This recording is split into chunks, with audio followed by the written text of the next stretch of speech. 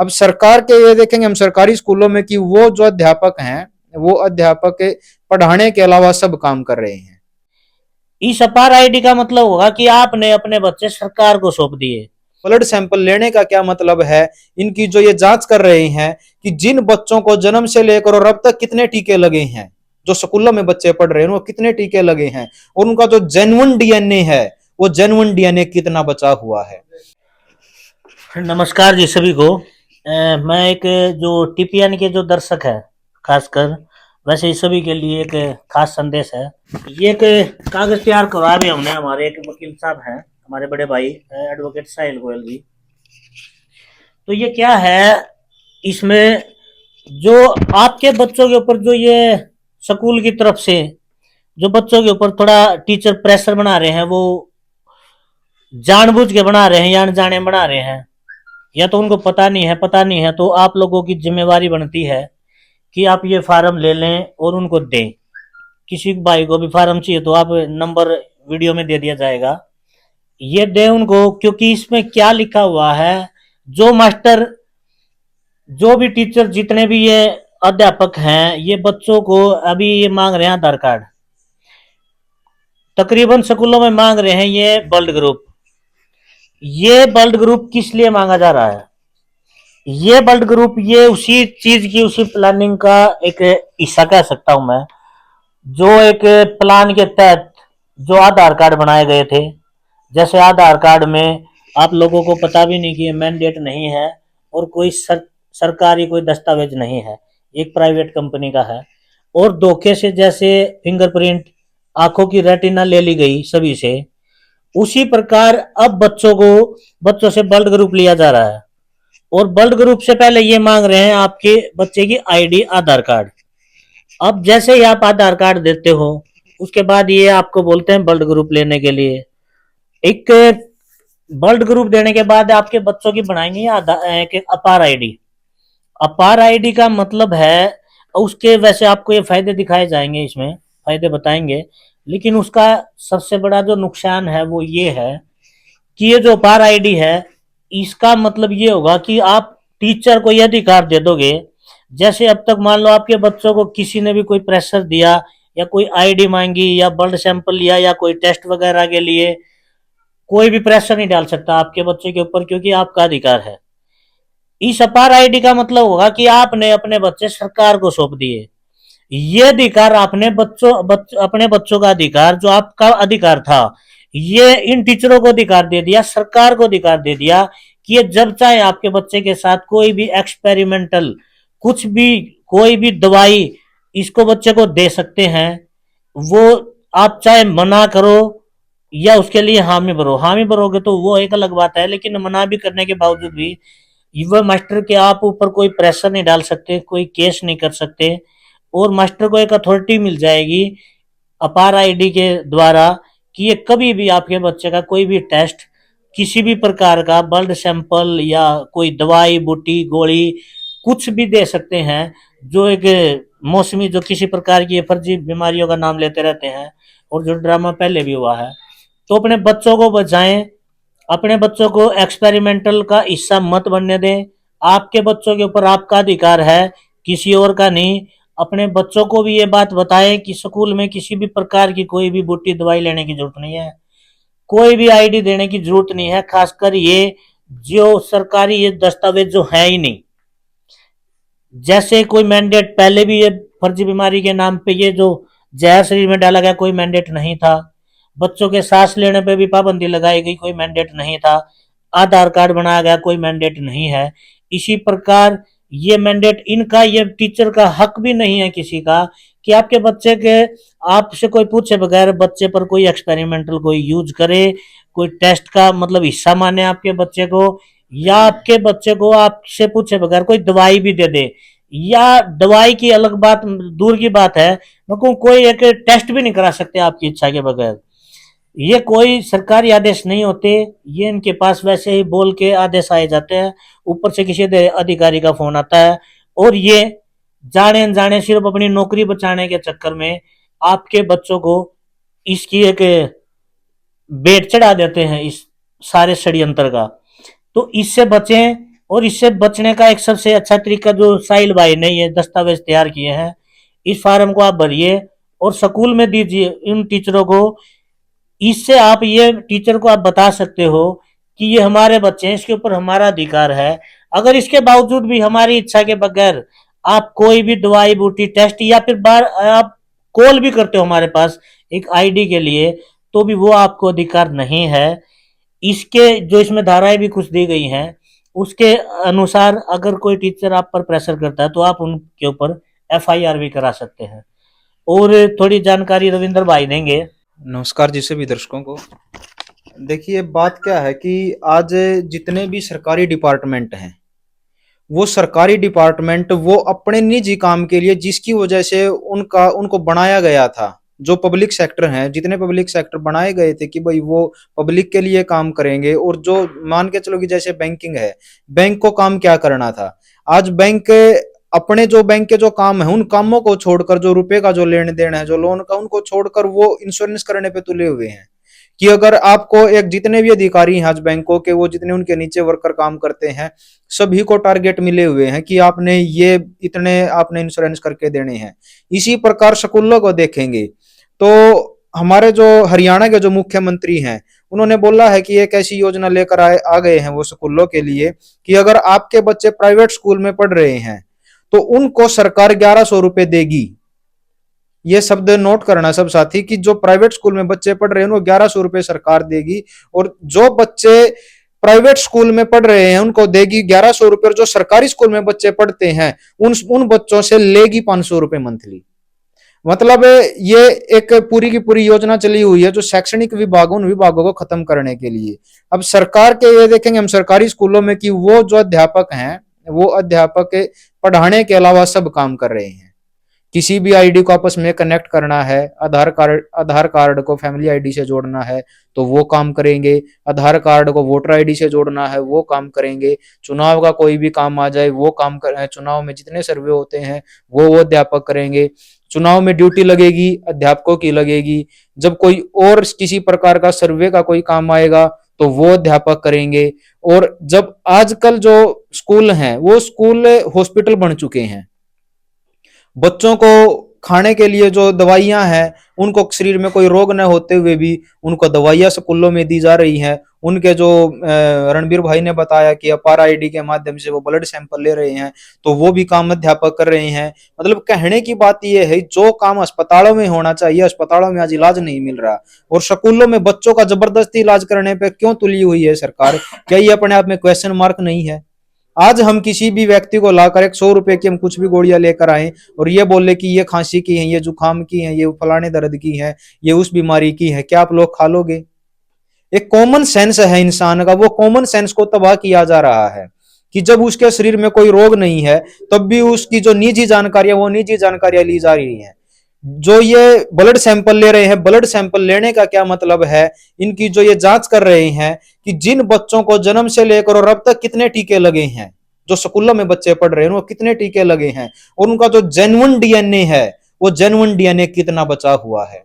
असल में ये डीएनए को डिकोड करने का काम कर रहे हैं, ये देख रहे हैं, जांच से पता चलेगा इनको कि ये जो ब्लड सैंपल जो ले रहे हैं उस डीएनए से पता चलेगा कि इनका जो मूल डीएनए है, जो इनकी प्योरिटी है, ये कितने प्योर शरीर। मतलब जो देखिए डीएनए का मतलब क्या होता है, जैसे कुछ लोग थे जो अंग्रेजों से भी लड़े थे, कुछ लोग थे जो मुगलों से भी लड़े थे, उनका डीएनए आज ऐसे ही चलता आ रहा है। तो हरियाणा में इसको लागू क्यों किया गया है? पहले हरियाणा में लागू करने का सिर्फ और सिर्फ एक ही कारण है कि जो हरियाणा के लोग हैं वो सरकार की पॉलिसियों का विरोध करते हैं, वो बगावती लोग हैं। तो वो ये देख रहे हैं कि आने वाले समय में जो इनके बच्चे हैं उनका डीएनए में अगर जो यही प्योरिटी बच गई तो वो भी आगे भविष्य में आकर बगावत करेंगे। तो परमानेंटली गुलाम बनाने के लिए वो टेस्टिंग कर रहे हैं, दवाइयां दे रहे हैं, टीके लगा रहे हैं। जन्म से लेकर 12 साल के बच्चे को देखे तो लगभग लगभग 30 प्रकार के टीके दिए जाते हैं एक बच्चे को। तो फिर हम बोलते हैं कि वो पहले वाली ताकत नहीं रही।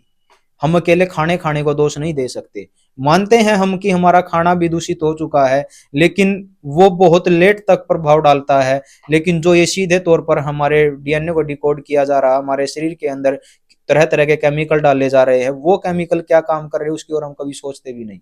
जो मैंने दवाई की बात की थी, अगर हम कोई किसी प्रकार की टैबलेट लाके दें और आप लोगों को दें, तो क्या आप लोग उसको खा लोगे?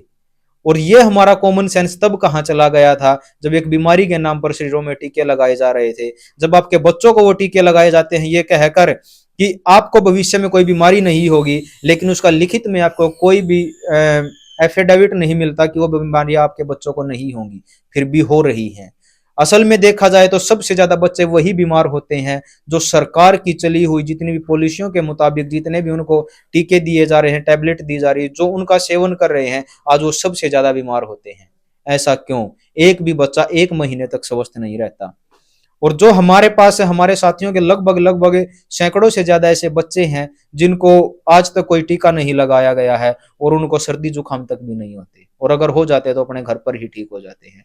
तो जो प्रकृति की जो पूरी की पूरी संरचना है, उस संरचना को समझिए। सरकार का सीधा सीधा जितने भी पीएसयू पब्लिक सेक्टर यूनिट जितनी भी बनी हुई है, उनको तबाह करने का काम है, ताकि आप सरकारी का ये जो स्कूल है, इन स्कूलों के अंदर एक ऐसा माहौल बनाया जाए कि आप खुद ब खुद ही बोलो। चल रही है बिल्कुल योजनाएं सरकार के हिसाब से, लेकिन जनता खुद ब खुद ये बोले कि यहाँ पर पढ़ाई तो हो ही नहीं रही, इन स्कूलों का होना ना होना बात बराबर है। तो आप लोग ये डिमांड उठाओगे कि इन स्कूलों का बंद हो जाना ही सही है, और जब ये स्कूल बंद होंगे तो इन स्कूलों को फिर से वो प्राइवेट कंपनियां खरीदेंगी, जिनके खिलाफ लड़ते हुए 7,32,000 क्रांतिकारियों ने शहादत दी थी। दौर गुलामी का आने वाला है। जो ये लोग बोलते हैं कि you have all nothing but you will be happy after 2030, ये बोलते हैं कि 2030 के बाद आपके पास रहने के लिए कुछ नहीं होगा, लेकिन आप फिर भी खुश होगे, और खुश आज सब हो भी रहे हैं। अगर रुपए की बात की जाए तो हमारे पास एक कागज का टुकड़ा दिया गया है, और हमारी जो मूल धरोहर है, मूल धरोहर को लूट लिया गया है। तो हमारे पास वो है क्या? जो मूल धरोहर है उसको आप कभी भी बेच सकते हो, कभी भी उसके चलन में आप कुछ भी चीज उससे खरीद सकते हो, लेकिन अगर ये कागज का नोट है, इस कागज के नोट को अगर आप 20 बार फाड़ दोगे तो ये कहीं पर नहीं चलेगा। और अगर आपका जो मूल सिक्का था, जो चांदी का सिक्का था, आप उसके 50 टुकड़े करो, आप उसको पिघला कर उसकी एक गेंद बना दो छोटे आकार की, वो फिर भी उतनी ही कीमत में चलेगी। तो बहुत सारे षड्यंत्र हो रहे हैं, उनको समझो और अपने बच्चों को बचाओ। अगर आप अपने बच्चों को नहीं बचाओगे तो किस लिए हमारा जन्म हुआ है? जब एक भेड़ होती है वो मात्र 2 ग्राम का, 1.5 से 2 ग्राम का जीव होता है। जब उस भेड़ के छत्ते पर कोई आघात करता है तो अपनी पूरी ताकत लगाकर लोगों जो उसको उजाड़ने का काम करते हैं, वो अपने से 1,000 2,000 कई हजार गुना व्यक्ति पर भी अटैक करती है। तो इंसान है, इंसान की कॉमन सेंस से क्या इतनी मतलब नीचे चली गई है कि उसको ये ही नहीं पता कि आपके बच्चों के लिए क्या सही है और क्या गलत है? अगर आप उसमें फैसला नहीं कर सकते तो फिर इंसान कहलाने का भी हमें अधिकार नहीं है। समझिए पूरी योजनाओं को, और सरकारों का नहीं उनकी नीतियों का विरोध करो। हम खुलकर बोलते हैं ये बात, हम किसी एक सरकार के विरोधी नहीं है।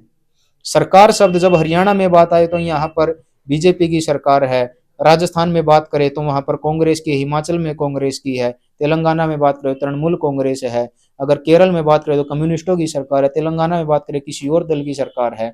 सरकार का मतलब सरकार वो सभी दल जो सत्ता पर काबिज हैं और जनता को कुचलने के लिए पॉलिसियां बना रहे हैं, उन पॉलिसियों का विरोध जनता सरकार मोर्चा के साथ ही करते हैं। और जनता सरकार मोर्चा का जो असल में ध्येय है कि जनता ही सरकार हो, और जनता ही सरकार जब तक नहीं बन जाएगी तब तक हम ऐसे प्रयास करते रहेंगे और आप लोगों के लिए ऐसी जागरूक वीडियो लेकर आते रहेंगे। अपने बच्चों को बचाना है तो अपार आईडी का विरोध बहुत जरूरी है। अगर आपने अपार आईडी का मतलब है, जो अपार है APAAR, इसका जो मतलब है, इसका मतलब है automated permanent academic account registry. मतलब आप अपने बच्चों की जो पूरी की पूरी ताकत है वो उन फार्मा कंपनियों को देने जा रही हो। उस बच्चे का इलाज कहाँ से हो रहा है, किस प्रकार के केमिकल उसके शरीर में गए हैं, उन लोगों को सब पता होगा। जैसे ये आधार कार्ड है, ये गुलामी का आधार। सुषमा स्वराज का एक बयान आया था 2012 में, जो उन्होंने संसद की रिकॉर्डेड स्पीच है, उन्होंने बोला था कि ये आधार कार्ड ये गुलामी का कार्ड साबित होगा। और आज आप लोगों को भी पता है कि हरियाणा का जो मुख्यमंत्री है उसे एक पत्रकार ने एक सवाल किया था कि आपकी पत्रकारों पर बहुत पैनी दृष्टि है, तो उसने बोला था कि हमारी पत्रकारों पर ही नहीं, हरियाणा की 2 करोड़ 80 लाख जो जनसंख्या है, हर एक उस व्यक्ति के ऊपर हमारी पैनी दृष्टि है। कहने का मतलब क्या था, उससे पूछा कि वो पैनी दृष्टि किस कारण से है, तो उसने बोला था कि फैमिली आईडी के कारण से। पहले आधार कार्ड बनाया गया, उसके बाद कंबाइंड डाटा पूरे परिवार का लिया गया, उसके एक आईडी अलग नाम दिया गया, फैमिली आईडी। अब बच्चों को क्या देना है, किस प्रकार का उनका इलाज चलेगा, किस प्रकार के केमिकल उसके शरीर में जा चुके हैं, उसके लिए अपार आईडी बनाई गई है। और ये अपार आईडी आपके जो डीएनए है, उस डीएनए को खत्म करने का काम करेगी। ये जो अपार आईडी है, ये अपार आईडी आपके आने वाले भविष्य को खत्म करने का आधार बनेगी। तो अपार और आधार प्राइवेट कंपनियों की ये आइडिया हैं, इनसे बचकर रहिए और अपने बच्चों को बचाए, अपने परिवार को बचाए। हम समय समय पर ऐसी वीडियो आप लोगों के लिए लेकर आते रहेंगे। तो आप टीपीएन चैनल को भी सपोर्ट करें सब साथी। इस वीडियो को हो सके अगर आपको उचित लगे, आपको लगे कि हाँ ये बात किसी और साथी तक भी जानी चाहिए, तो इसको शेयर भी जरूर करें, क्योंकि जीवन आपका भी उतना ही बहुमूल्य है जितना किसी और का है। जानकारियों का अभाव किसी के पास नहीं रहना चाहिए। फिर जो आपकी कॉमन सेंस आपको ये लगता है कि जो बात सही है, अगर आपको ये लगता है कि हम गलत कर रहे हैं, तो कमेंट करके आप बताएं कि आप लोग गलत विरोध कर रहे हो। अगर आपको लगे कि ये जो जानकारी आप लोगों को दी जा रही है सही है, तो आप इसको सपोर्ट भी करें। धन्यवाद आप सबका।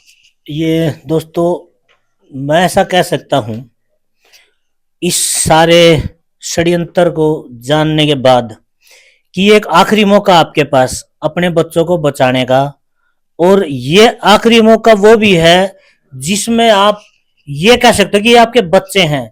अगर ये आईडी आपके बच्चों की बनी, आधार कार्ड, तो कहने के लिए आप अपने बच्चों के अधिकार, जो रिश्तेदारी में कहते, जैसे परिवार में कहते कि ये मेरा बच्चा है, सिर्फ बोलने के लिए बचोगे। इनके ऊपर असली अधिकार उस सरकारों का होगा, जो ये सरकार आपके बच्चों को मिटाना चाहती है, बच्चों को इस तरह की दवाई बूटियां देके कमजोर कर रही है इनका। जैसे रविंद्र भाई ने बताया, डीएनए तक चेंज कर दिया जाएगा, और उसी के लिए ये सब चला हुआ है। तो ये एक आखिरी लड़ाई है, इसको समझ सकते हो तो समझो। जनता सरकार मोर्चा ये पूरे देश की, पूरी दुनिया की, पूरी मानव जाति को, इस पूरी प्रकृति को, इस पृथ्वी को, यहां तक कि पशुधन को, हर चीज की लड़ाई है ये। जैसे हम बोलते हैं कि नस्ल और फसल की, तो आपके बच्चों की लड़ाई है, आप लोगों को लड़नी पड़ेगी। ऐसा नहीं है जनता सरकार मोर्चा हर जगह होगा, हर जगह हर किसी की लड़ाई लड़ सकेगा। जनता सरकार मोर्चा भी तभी लड़ेगा जब आप लोग जनता सरकार मोर्चा की ताकत बनेंगे। जनता सरकार मोर्चा आपको समय समय पर हर चीज बताता रहता है और बताता रहेगा, आखिरी सांस तक। ये पढ़ लिया है हमने कि आखिरी सांस तक गलत नीतियों का विरोध करेंगे, और जो भी गलत समाज में होगा उसको उजागर करने की कोशिश करते रहेंगे, और आप लोगों तक सही जानकारी देने की कोशिश करती रहेंगे। इसका अंजाम क्या होगा दोस्तों, सच मायने में हमें भी नहीं पता, क्योंकि दुनिया के जो सबसे बड़े ताकतवर लोग हैं, जो इस सारे सिस्टम को चलाए हुए हैं, उन लोगों से दुश्मनी हम कर चुके हैं। अगर आप चाहते हैं इस लड़ाई को जीता जा सकता है, और इस नस्ल और फसल की लड़ाई को हम कामयाब बनाएं, तो ये लड़ाई सिर्फ जनता सरकार मोर्चा की नहीं है, हर इंसान की लड़ाई है, हर तबके की लड़ाई है, मजदूर की लड़ाई है, सरकारी कर्मचारी की लड़ाई है। ये किसी एक पर लागू नहीं होती, सब किसी की, पूरी मानव जाति की ये लड़ाई है। ये सबको मिलकर लड़े बगैर, इस सब जब तक नहीं मिलकर लड़ेंगे, इस लड़ाई को नहीं जीत सकते। ये ऐसा नहीं है, जैसे मैंने आधार कार्ड दिखाया, मैं आज ही स्कूल में दे के आया हूं अपने बच्चों के लिए, लेकिन क्या आपको लगता मैं अपने बच्चों को बचा पाऊंगा? अगर मेरे पड़ोस का बच्चा, मेरे समाज का बच्चा, मेरे देश का बच्चा नहीं बचेगा, तो क्या मेरे बच्चे को मारना उन लोगों के लिए मुश्किल होगा क्या? चुटकियों का काम है, चुटकियों का किसी भी टाइम कर सकते हैं। लेकिन ये बच्चे तब बचेंगे जब आप और हम सब मिलकर, हम सब मिलकर इस लड़ाई को लड़ेंगे, और इस लड़ाई को उस लेवल तक लेके जाएंगे जहां तक इस सारे षड्यंत्र की जड़ को ना उखाड़ फेंके। तो अपने बच्चों को बचाने का ये आखिरी समय है। आप कहीं से भी इस चीज को देख सकते हैं। जैसे मैं एक लास्ट में एक छोटा सा एक बात बताना चाहता हूं, जैसे कि जो फसलें पहले होती थी, आज फसलें वैसी नहीं है, सारी केमिकल की है। एक ओरिजिनल जो इंसान होता था, जो एक शरीर मजबूत होता था, वो हमारे जैसे बाप दादा परदादा का होता था। वो हमारे बाप का था होगा नहीं है, जो दादा परदादा का होता था। जो हमारे पिताजी का या हमारे चाचा का जो शरीर है वो आज हमारा इतना ताकतवर, उतना मजबूत, इतना स्वस्थ नहीं है। और आने वाली पीढ़ी को आप देख ही रहे हैं, जो नए नए बच्चे हैं, छोटी सी उम्र में उनके आंखों पे चश्मे होते हैं, थकान हो जाती है, बीमार हो रहे हैं। ये सारी बीमारियां कहां से आ रही हैं? जब तक आप ये सोचेंगे ये स्कूल, ये सरकारी सुविधाएं आपके बच्चों को स्वस्थ बनाने के लिए है, तब तक ये बच्चे बीमार होते रहेंगे। ये सारी सुविधाएं जो आपको बच्चों को दिखाया जा रहा है कि आपके बच्चों को स्वस्थ करने के लिए है, असल में यही सुविधाएं आपके बच्चों को बीमार करने के लिए हैं। इन सुविधाओं से बचो, फ्री के लालच से दूर हटे, ये फ्री का लालच त्याग दें। ये पूरे भारतवासी, सभी भारतवासियों से ये अपील है हमारी, ये फ्री का लालच, सरकार की ये सारी सुविधाओं का त्याग करें। ये सरकारें घुटनों पर उसी टाइम आ जाएंगी अगर आप इनकी सारी सरकारी सुविधाओं का त्याग कर दे तो। ये जब तक आप इन सुविधाओं का, ये आपको बताते रहेंगे आपके बच्चों की स्वास्थ्य के लिए ये स्कूलों में ये लेके आए, स्कूल स्कूल नहीं रहे, मेडिकल बन चुके हैं। और वे लोग जिनको कुछ पता नहीं, वे लोग आपके बच्चों पर कुछ भी एक्सपेरिमेंटल दवाई देके जाते हैं। इससे बचे, अपने बच्चों को बचाएं, अपने समाज को बचाएं। बस इसी संदेश के साथ मैं, रविंद्र भाई कुछ कहना चाहते हैं, अपने बच्चों को बचा लो आखिरी समय, बस यही बात मैं कहना चाहता हूं। एक अंतिम संदेश है जो वो इन अध्यापकों के लिए है, जो अध्यापक बच्चों को ये टीके लगा रहे हैं। आप लोग, जो रणबीर भाई ने जो फ्री की बात करी है, फ्री का एक टीका एक बीमारी के नाम पर लगाया गया था, आज उसका रिजल्ट पूरे समाज में देखने को मिल रहा है। और इन अध्यापकों के लिए अंतिम संदेश यही है कि अगर बच्चे नहीं बचेंगे तो कहाँ के स्कूल चलाओगे, और जब स्कूल ही नहीं होंगे तो आपकी नौकरी कहाँ की, आपकी नौकरी भी जाने वाली है। अगर आपको अपनी नौकरी भी बचानी है तो इन गलत कामों का विरोध करना होगा। सरकार आपकी नौकरी नहीं छीन सकती। अगर आपको ऐसा लगता है कि हमारी नौकरी छीनी जाएंगी तो जनता सरकार मोर्चा के साथियों से संपर्क करें। वो जो टीके लगाने के ऊपर भी पहले कहा जाता था कि अगर आप ये टीका नहीं लगवाओगे तो आपकी तनख्वाह सैलरी नहीं आएगी, वो लड़ाई भी जब लड़ी गई तो उनका पूरे का पूरा जितना फंड रुका हुआ था सब सारा का सारा मिला था। और आप लोगों को अगर ऐसा लगता है कि आप लोग अगर इन गलत नीतियों का विरोध करते हो तो जनता सरकार मोर्चा का एक एक सिपाही आपके साथ खड़ा है, और यकीन मानिए आपकी नौकरी को नहीं जाने दिया जाएगा, और इन सरकार की गलत नीतियों का खुलकर विरोध किया जाएगा, और गांव गांव तक में नहीं घुसने दिया जाएगा। और अगर आप नहीं मानते हो तो भविष्य में याद रखिए कि जब पब्लिक जागरूक होगी तो गांव में आप लोगों को भी नहीं घुसने देंगे। ये चेतावनी भी है और आप लोगों के लिए एक संदेश भी है। आप इसको किस प्रकार से लेते हैं, आप एक संदेश के तौर पर लेते हैं, एक चेतावनी के तौर पर लेते हैं, जैसा आपका मन करे वैसा लेना। हम लड़ने के लिए तैयार खड़े हैं। आगे समाज में उस प्रकार का माहौल भी बन रहा है कि आप लोगों को राक्षसों की दृष्टि से देखेगा ये समाज। अगर आप आज उनके बच्चों को बचाने की लड़ाई, अब आज हम जिस स्कूल में गए थे उस स्कूल में जाने के बाद अध्यापक एक ही बात कह रहे थे कि हमें पूरे षड्यंत्र का पता है, और फिर भी मौन है। ये समाज उन दरिंदों के कारण, उनको दरिंदे कहूंगा, जो सब कुछ जानते हुए भी मौन है, उनकी दरिंदगी के कारण ही ये समाज का सत्यानाश हुआ। एक मैंने एक वीडियो बनाई थी टीपीएन के चैनल पे ही, वो वीडियो है मेरी, जो मैंने सबसे पहले ये बताया था कि ये अध्यापक ध्यान दें कि जनता सरकार मोर्चा, अब तक ये जो आप सोच रहे थे कि पैसे का सिर्फ मुद्दा है, कि अब ये लड़ाई अध्यापकों के खिलाफ ना लड़नी पड़ जाए, हमें ऐसा मजबूर ना करें।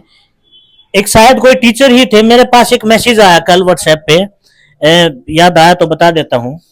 उस टीचर ने मेरे पास मैसेज लिखा है कि ये जो आपने डायरेक्ट टीचर को टारगेट किया, क्या ये सही है? दोस्तों मैं आपसे पूछता हूं, जो उन्होंने मेरे से सवाल किया, मैं ये वो आपसे पूछता हूं, उन्होंने कहा मुझे कि आप डायरेक्ट टीचर को जो टारगेट करते हैं, क्या ये सही है? आप उनका विरोध कीजिए, उनसे जाके बोलिए जो टीचर के ऊपर प्रेशर डाल रहे हैं। दोस्तों मैं एक बात पूछना चाहता हूं, अगर कोई आपके ऊपर वार करता है तो पहले आप वार करने वाले को रोकोगे, या उस पहले हाथ जोड़ के ये पूछोगे कि ये वार करने वाले को भेजा किसने है? क्या ये समय आपके पास है? और दूसरी बात, क्या ये सिर्फ जनता सरकार मोर्चा की लड़ाई है समाज को बचाने की? क्या ये लड़ाई सिर्फ हमारी है? जब ये टीचर हमारे पास कॉल करते हैं, हमारे बच्चों को ये बगैर पूछे ये अपनी नौकरी बचाने के लिए कोई भी एक्सपेरिमेंटल डोज दे देते हैं, क्या सिर्फ जिम्मेवारी हमारी है? ये अब जैसे आज एक टीचर ने कहा कि हमें सारे षड्यंत्र का पता है। जब सारा पता होते हुए ये आवाज ये लोग नहीं उठाते तो क्या जिम्मेवारी सिर्फ हमारी ही बनती है क्या? हमने टीचर को जाके जिसको नहीं पता उसको हमने बताने की कोशिश की, और जिसको पता वो भी चुप बैठे हैं सिर्फ एक सैलरी के चक्कर में, नौकरी बचाने के चक्कर में। ये कहां तक सही है? ये आप लोग कमेंट में जरूर बताएं कि ये बात कहां तक सही है। टीचर एक तरफ तो बोलते हैं हमें सारे षड्यंत्र का पता है, एक तरफ बोलते हैं हमें मत बोलो ये बात, हमारे ऊपर ऊपर से प्रेशर है इसलिए हम करेंगे। क्यों करेंगे भाई? ये क्यों नहीं मना कर सकते उनको जो इनके ऊपर प्रेशर करते हैं? ये सिर्फ इतनी बात भी बोलते हैं ना ये सरकारी अधिकारी कि जो ऊपर से इनके पास फोन करते हैं कि भाई कोई सरकारी आदेश है तो दिखाओ, कोई सरकार ने कोई चीज मैंडेट किया तो दिखाओ। जैसे हम उनसे बोलते हैं कि आधार कार्ड आपने मांग लिया, क्या ये मैंडेट है? आपके पास कोई कानूनी कोई दस्तावेज है जो मैंडेट किया हो? क्योंकि ये मैंडेट ही नहीं है इसलिए ये दिखा भी नहीं पाते टीचर। तो ये सवाल ये क्यों नहीं उठा पाते? ये टीचर किससे डरे हुए हैं? सिर्फ एक नौकरी के चक्कर में। जो जलियांवाला कांड हुआ था, उन अपने जो लोगों के ऊपर गोलियां चलाने वाले थे, एक अंग्रेज ने एक आदेश पारित किया और वो गोलियां चलाई किसने? वो गोलियां चलाई हमारे ही लोगों ने। तो क्या हमारे लोग उस गलती में भागीदार नहीं है क्या? जो गलत जानते हुए भी गलत करेगा क्या वो गलती का हिस्सेदार नहीं होता क्या? मैं उन टीचरों को हाथ जोड़ के समझाना चाहता हूं, ये रिक्वेस्ट है, हमें मजबूर मत कीजिए आपके खिलाफ कानूनी कार्रवाई करने के लिए। या समाज ऐसा ना हो, एक दिन ऐसा आक्रोश उठे जब लोगों को यह पता चलेगा कि आप एक नौकरी के चक्कर में इन बच्चों को मरवा रहे हैं। यह समाज मजबूर ना हो जाए, भूल जाए कि गुरु शिष्य क्या होता था, गुरु और शिष्य का एक रिश्ता क्या होता था। क्योंकि आप लोग तो भूल चुके हैं, आप सिर्फ एक अध्यापक बन के रह चुके हैं सैलरी के लिए, गुरु नहीं है आप, गुरु भूल चुके हैं आप गुरु क्या होता है। तो समाज को मजबूर मत करिए आप। समाज जिस दिन इस आक्रोश में आएगा, जिस दिन ये सारी सच्चाई जानेगा कि आप ही इन बच्चों के दुश्मन हैं, आप ही इनकी नस्ल को मिटाने के लिए सारे षड्यंत्र का हिस्सा हैं सिर्फ सैलरी के चक्कर में, तो आपको ये समाज बख्शेगा नहीं, माफ नहीं करेगा। तो हाथ जोड़कर रिक्वेस्ट है सभी टीचर से, आप भी अपनी जिम्मेवारी समझे और इस देश को, इस समाज को, इस नस्ल और फसल की लड़ाई को जो हम लोगों ने, ये जनता सरकार मोर्चा ने आप लोगों के सहयोग के द्वारा ही, आप लोगों की हिम्मत के द्वारा ही, आप ये आश्वासन हमें है कि आम जनता समझेगी ये बात और ये जनता हमारे साथ आएगी इस लड़ाई में। जब इनको पता चलेगा कि ये देश संकट में है, ये देश मिटने वाला है, यहाँ की नस्ल और फसल खतरे में है, हमारा अस्तित्व मिटाने वाले हैं ये दानव, तो समाज आएगा, हमें ये उम्मीद है। समाज से सारी बातों को समझे और जनता सरकार मोर्चा की इस लड़ाई का हिस्सा बने। धन्यवाद।